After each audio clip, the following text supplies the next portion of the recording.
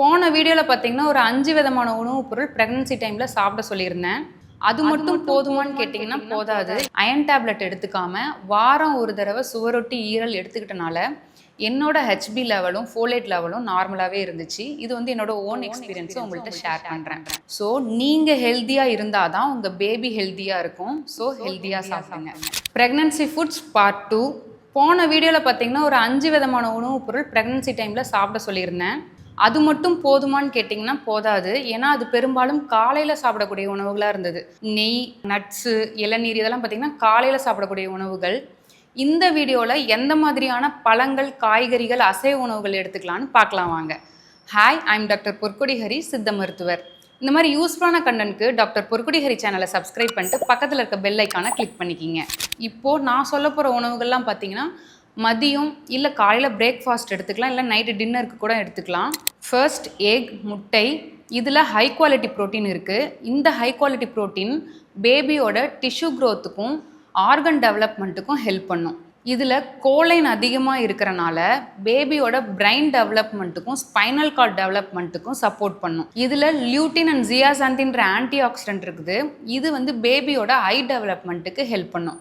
Daily ஒரு egg எடுத்துக்கலாம். இதை வந்து வேக வச்சோ இல்லை ஆம்லேட் மாதிரியே போட்டு எடுத்துக்கலாம். பெட்டர் ஆப்ஷன் ஆம்லேட்டாக போடும்போது வெஜிடபிள் ஆம்லேட்டாக சாப்பிடுங்க. சில காய்கறிகள், கீரைகள் இதெல்லாம் ஆட் பண்ணி சாப்பிடும்போது இன்னும் ஹெல்த்தியாக இருக்கும். ரெண்டாவது சுவரொட்டி ஈரல், அதாவது கோட் ஸ்ப்ளீன் அண்ட் லிவர். இதில் அயன், வைட்டமின் B12, ஃபோலேட் ரொம்ப அதிகமாக இருக்குது. இது ஹீம் அயன், அதனால் நம்ம பாடி ரொம்ப ஈஸியாக அப்சர்வ் பண்ணிடும். இது எதுக்கு ஹெல்ப் பண்ணுன்னு பார்த்தீங்கன்னா பிளட் வால்யூமை இன்க்ரீஸ் பண்ணும், அதாவது ரெட் பிளட் செல்ஸ் ப்ரொடக்ஷனை இன்க்ரீஸ் பண்ணும். அது மட்டும் இல்லாமல் பேபிக்கு ஆக்சிஜன் சப்ளையை அதிகப்படுத்தும். இது ஒரு குட் சோர்ஸ் ஆஃப் ப்ரோட்டீன். அதனால் பேபியோட டிஷ்யூ டெவலப்மெண்ட் அண்ட் ஆர்கன் டெவலப்மெண்ட்டுக்கு சப்போர்ட்டிவாக இருக்கும். இதை நல்லா குக் பண்ணி சாப்பிட்ணும். சரியாக குக் பண்ணாமல் விட்டிங்கன்னா கண்டிப்பாக இன்ஃபெக்ஷன் ஆகிடும். வாரத்துக்கு ஒரு தடவை எடுத்துக்கிட்டிங்கனாவே போதும். அதாவது சண்டே சுவரொட்டி சாப்பிட்றீங்கன்னா வெட்னஸ்டே ஈரல் சாப்பிட்டுக்கலாம். இதுவே நம்ம பாடிக்கு போதுமான அயன் லெவலை கொடுத்துரும். இது மட்டும் இல்லாமல் இன்னொரு விஷயம் என்னென்னா, நான் என்னோட ப்ரெக்னன்சி டைமில் அயன் டேப்லெட் எடுத்துக்காமல் வாரம் ஒரு தடவை சுவரொட்டி ஈரல் எடுத்துக்கிட்டனால என்னோட ஹெச்பி லெவலும் ஃபோலேட் லெவலும் நார்மலாகவே இருந்துச்சு. இது வந்து என்னோட ஓன் எக்ஸ்பீரியன்ஸை உங்கள்கிட்ட ஷேர் பண்ணுறேன். மூணாவது வாட்டரி வெஜிடபிள்ஸ் அண்ட் ஃப்ரூட்ஸ், அதாவது நீர்ச்சத்து அதிகம் உள்ள காய்கறிகள் அண்ட் பழங்கள். எதுலலாம் அதிகப்படியான நீர்ச்சத்து இருக்குதுன்னு பார்த்தீங்கன்னா சொரக்காய், வெள்ளரிக்காய், பீக்கங்காய், புடலங்காய், வெள்ளை பூசணி, தர்பூசணி, முலாம்பழம் இதிலெல்லாம் பார்த்தீங்கன்னா நீர்ச்சத்து அதிகம். இந்த காய்கறிகள், பழங்கள்லாம் உங்கள் டயட்டில் ஆட் பண்ணிக்கிட்டீங்க அப்படின்னா டைஜஷனை இம்ப்ரூவ் பண்ணும். ஸோ அதனால் கட் ஹெல்த்தியாக இருக்கும். அது மட்டும் இல்லாமல் பாடியை ஹைட்ரேட்டடாக வச்சுக்கும். இது ப்ரெக்னன்சி அப்போ வர மேஜர் ப்ராப்ளம் யூரினரி இன்ஃபெக்ஷன், அது வந்து இது சரி பண்ணும். அதே மாதிரி மேஜராக ப்ரெக்னன்சி அப்போ ஆம்னியாட்டிக் ஃப்ளூயிட் லெவலை வந்து மெயின்டைன் பண்ணும், அதாவது பனிக்கூட நீர் அளவை வந்து மெயின்டைன் பண்ணும். Daily at least 2 to 3 liters water கண்டிப்பாக எடுத்துக்குங்க. ஸோ இது வந்து ஆம்னியாட்டிக் ஃப்ளூயிட் லெவலுக்கு வந்து நல்லது. நாலாவது கீரை வகைகள். எந்த மாதிரியான கீரைகள்லாம் எடுத்துக்கலான்னு பார்த்தீங்கன்னா பசலைக்கீரை, முருங்கைக்கீரை, சிறுகீரை, தண்டுகீரை, அரைக்கீரை இந்த மாதிரியான கீரைகள்லாம் எடுத்துக்கலாம். இதிலெல்லாம் பார்த்தீங்கன்னா அயன், ஃபோலேட், கால்சியம் இதெல்லாம் அதிகமாக இருக்குது.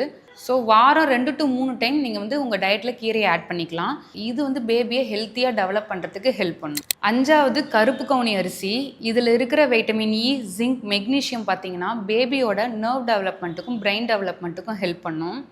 இதில் மேஜராக ஒரு ஆன்டி ஆக்சிடென்ட் இருக்குது, அது வந்து ஆந்தோசைனின்னு சொல்லுவாங்க. இது வந்து பிளசன்டல் ஹெல்த்துக்கும் செல் ப்ரொடக்ஷனுக்கும் சப்போர்ட் பண்ணும். இதில் நார்ச்சத்து அதிகமாக இருக்குது, கட் ஹெல்த்துக்கு ரொம்ப நல்லது. அது மட்டும் இல்லாமல் இது லோ கிளைசிமிக் இண்டெக்ஸ் உள்ள ஒரு உணவுப் பொருள், அதாவது பிளட் சுகர் லெவலை கண்ட்ரோல் பண்ணும். இதை எப்படி எடுத்துக்கலான்னு பார்த்தீங்கன்னா கஞ்சி மாதிரி எடுத்துக்கலாம், இல்லை அப்படின்னா இடியாப்பம், புட்டு செஞ்சு சாப்பிட்லாம், பொங்கல் செஞ்சு சாப்பிட்லாம், இல்லைன்னா தோசை மாதிரி செஞ்சு சாப்பிட்லாம். ஆறாவது முளைக்கட்டிய தானியங்கள், ஸ்ப்ரவுட்ஸ்ன்னு சொல்லுவாங்க. இதில் பார்த்தீங்க அப்படின்னா அயன், ஃபோலேட், மெக்னீஷியம் இதெல்லாம் அதிகமாக இருக்குது.